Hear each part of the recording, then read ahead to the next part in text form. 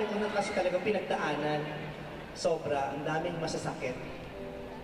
Kaya kung mabibigyan nga ako ng pagkakataon na makausap yung nakaraan ko, gusto ko siyang makausap para masabi ko sa kanya yung mga bagay na dapat niyang iwasan para hindi niya maranasan yung naramdaman kong sakit.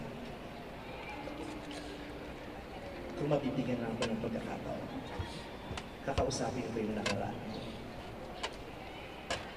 Eh ano-ano ba kasi ang mga pagkakamali na nagawa ko?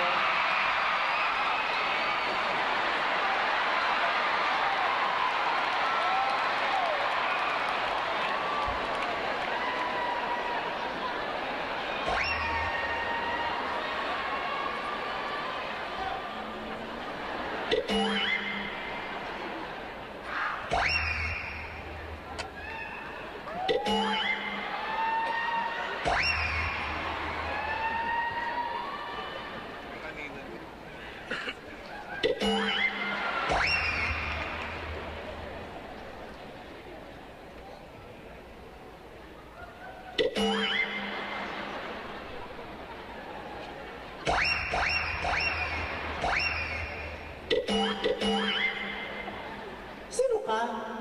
Hindi mo ako kilala? Ako si Tutoy, ang batang baisgandan ang iyong nakaraan. Ikaw yung batang vice ganda? Ikaw yung nakaraan ko? Batang vice ganda? Eh, ba't parang aga mo nabulok? Mukha ka pang matanda sa akin. Hoy, huwag kang kutsusera. Aminin mo bata ka, brainy ka lang, pero hindi ka pretty, no? Ay, bastos yung batang ko ah. Totoo, gumanda ka lang dahil natapos na yung project na Bikibelo. Ay, bastos ang bunganga mo. Kapag gusto mo yung pass ko sa'yo ito, ano mga pinagsasasabi mo? Totoo mga sinasabi ko. Gusto mo makita? Ano gusto mo makita ang alin? Gusto mo makita? Ang alin? Ito, oh. Ayan, tignan mo. Asa? Ayun, ganyan. May mga pasarprisa kayo sa akin. Ang kapal ng mukha nyo, ha?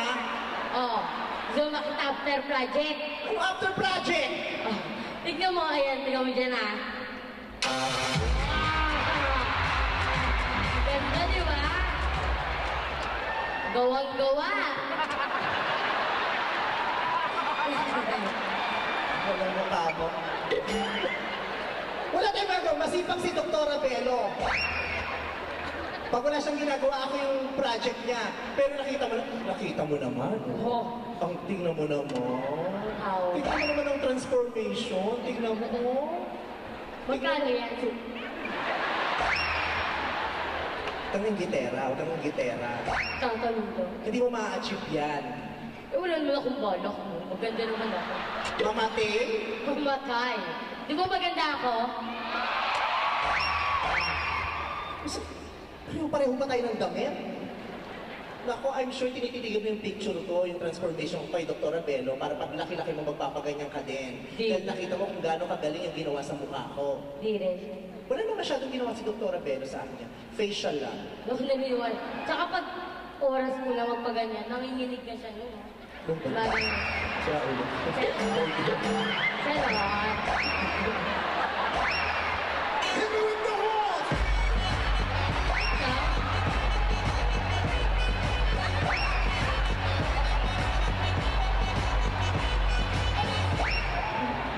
Kanino mo natutunan yung mga ganyan? Sa'yo. Ano po? Kasi matagal pa naman talaga ako magpapaganyan. Tsaka wala talaga. Wow! Wala ituloy! Kasi dalawang pumunta yan! Dito tayo! Lumapit ka rito! Sira ulo ka, kinakaban mo. Wala ko endorsement sa'yo. Batang ito, sira ulo. Ba't ka ba nandito? Nandito ka ba bisiti ng buhay ko? Nandito ako para itanong lahat ng nagawa mong pagkakamali. Kasi ayoko lumaking ganyan, no? Ayokong lumaking ganyan. Uulitin ko, ha? Ayokong lumaking ganyan. Tignan mo? Totoo. Ayaw mo lumaking ganito? Oo, ayoko. Ayaw mo maging box office star? Ha? Ayaw mo maging ganito? Gusto mo ganyan ka lang habang buhay? Ano? Ano? Wait lang, iisip ako.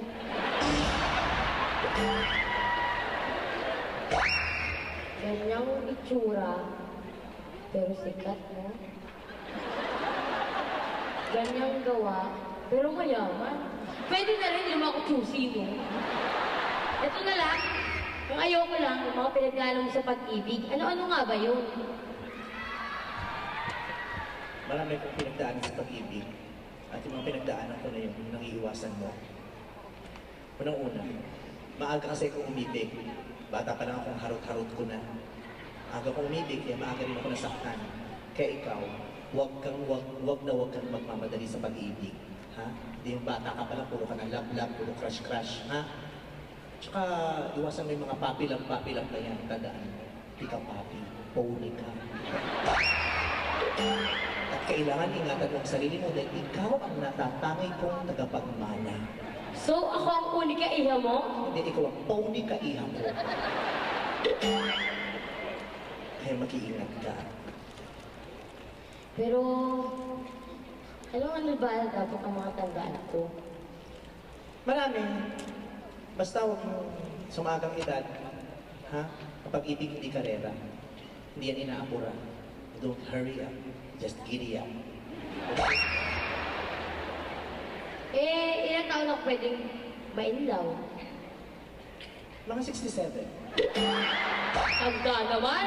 O at least doon mapapatunayan mo kung talagang mahal ka ng tao kasi inantay ka niya. Diba? At saka kahit kurang ka na, kaya ka niyang mahalin. Kahit kulubot ka na, doon mo mapapatunayan ang love. Hindi yung minahal ka lang dahil maganda ka, minahal ka lang dahil sikat ka, minahal ka lang kahit wala kang pera, minahal ka dahil bata ka. Yun, kahit matanda ka na, kaya ka niyang mahalin. Diba? Wala namang kwenta kausap ang sarili ko. Ito naman, hindi totoo nga yun.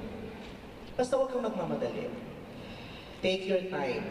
Bata ka pa, i-enjoy mo ang pagkabata mo. Diba? I-enjoy mo ang mga kaklase mo, ang mga magulang mo, ang eskwelahan mo, ang playground, i-enjoy mo. Diba? Ang mga laro, i-enjoy mo. Huwag mo na yung mga love-love. Okay? Sige na nga, hindi mo na ako magmamahal. Aral mo na ako mabuti. Kasi hindi pa naman ako responsable. Hindi pa ako handang masaktan. Oo, tama yan. Kung tutusin, wala namang tamang edad ang pagmamahal. Ang mahalaga lang, irresponsable ka. Malakas ang iyong pangangatawan, malakas ang iyong pag-iisip, malakas ang iyong dibdib at puso. Diba? Na kaya mong pangatawanan ang iyong mga desisyon at ang iyong mga emosyon. Para pag nasaktan ka, wala kang pagsisisihan. Dapat handa ka. Pero kung sakaling pwede na ako magmahal, sino ba dapat ang mamahalin ko? Kahit sino. Huwag lang basketball player. Ha? Bakit mag-basketball player? Basta huwag ka pa ulit-ulit pag sinabi ko, wag! Sorry na. Sino ba yan? Huwag lang kayo pinag-uusapan ngayon. Ba tama na? Basta sinabi ko, wag! Hindi ka nakukulit pa! Oh, pasensya na. Pasensya na. Anong number? Ano ba? Anong number? Oh, Ayong pinag-uusapan niya. Change topic tayo. pasensya na talaga. Anong team? Ano ba? Pinag-visit mo talaga. Wala siyang team. Wala. Hindi ako nag-visit sa'yo. Basta naglag sila sa finals. Anong height? Ano ba? Ang dami mo kasi tinatanong! Sorry na. MVP ba yan? Ano yung mga lang MVP? Ayoko na. Iba lang ang tanongin mo. Ito na lang nga. Ba't kayo naghiwalay? Hindi ang tigas talaga ng ulo. Gusto mong balikin hindi. Nagigigil talaga ako sa'yo. Tatanong lang? Basta, kahit sino wag ganon. Iba. Sige na nga. Hindi na ako magmamahal ng basketball player. Magastos. Okay na ako sa construction worker. Parang tipid, no? Gigil din ako sa'yo. Kung ano sinasabi mo. Basta pag malaki ka na, pag matanda ka na, pag mature ka na, kaya mo na umibig, kahit sino pwede mong mahalin, wala naman yung pinipiling estado sa buhay, walang pinipiling trabaho, walang pinipiling itsura. Kahit sino, pwede mong mahalin. Pero tatandaan mo, bago ka matutong magmahal sa ibang tao, dapat matuto mo munang mahalin ang sarili mo. Kasi wala kang maibibigay na pagmamahal sa iba kung wala ka nito para sa sarili mo. Tatandaan mo yan. Sige, tatandaan ko na ito. Tandaan mo, hindi ko na masyadong tinatanong. Ang kulit-kulit mo, ibuisit mo Gusto ko. ko lang naman talagang malaman eh. Pero ano ang team? Pakutungan ko na sinasabi ko sa'yo. Ayoko na.